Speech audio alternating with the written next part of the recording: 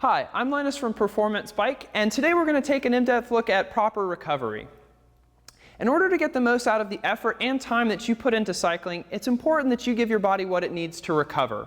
After a ride longer than 1 hour or particularly hard effort, your body is going to need carbohydrates in order to replenish lost glycogen stores, as well as protein to help repair damaged muscles. So before we talk about what you should do to recover from a long ride, let's first take a look at what's happening to your muscles while you're riding. During the first hour of a ride, your muscles are relying on an energy source called glycogen, which is their most quickly and readily available source of energy. As the ride progresses, glycogen stores become depleted and your muscles will start looking elsewhere for an energy source.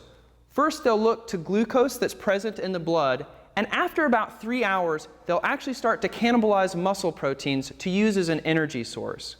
Proper recovery will focus on replacing the glycogen stores that are depleted while you ride, as well as repairing the muscle damage occurring from the cannibalization of muscle proteins. First, let's look at replenishing muscle glycogen. After the end of a long ride or a shorter high-intensity effort, your body is in a fundamentally different state than it was when you started. In addition to just being really tired, your body is also in a state of muscle glycogen depletion. The good news is that in this depleted state, your body is more receptive to absorbing nutrients.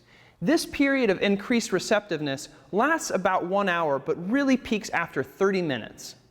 Recovery bars and recovery drinks are a convenient way to capitalize on this increased receptiveness, as getting a full meal rich in carbohydrates and protein on the table 30 minutes after a long ride might be a little bit of a stretch.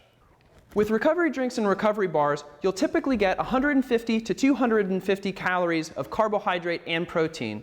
This will usually come in a ratio of 3 to 4 grams of carbohydrate for every 1 gram of protein.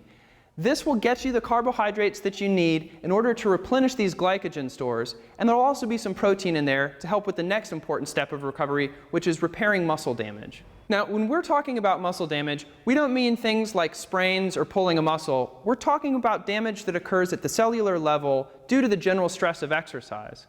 The whole point of working out or training is to put the body under stress and force it to adapt and get stronger. We break down our muscles so that we can build them back up stronger than before. And but to do that, they need the building blocks of carbs and protein in order to rebuild themselves. Taking advantage of that 30-minute recovery window is a most effective way to get muscles the nutrients they need quickly and make the most out of the time that you spend on the bike. Assuming you're able to get a recovery bar or recovery drink within 30 minutes of the end of your ride, you want to try to get back into your normal eating routine as quickly as possible. If it looks like you're not going to have a normal meal within an hour of eating that first recovery drink or recovery bar, you want to follow it up with another one about an hour afterwards.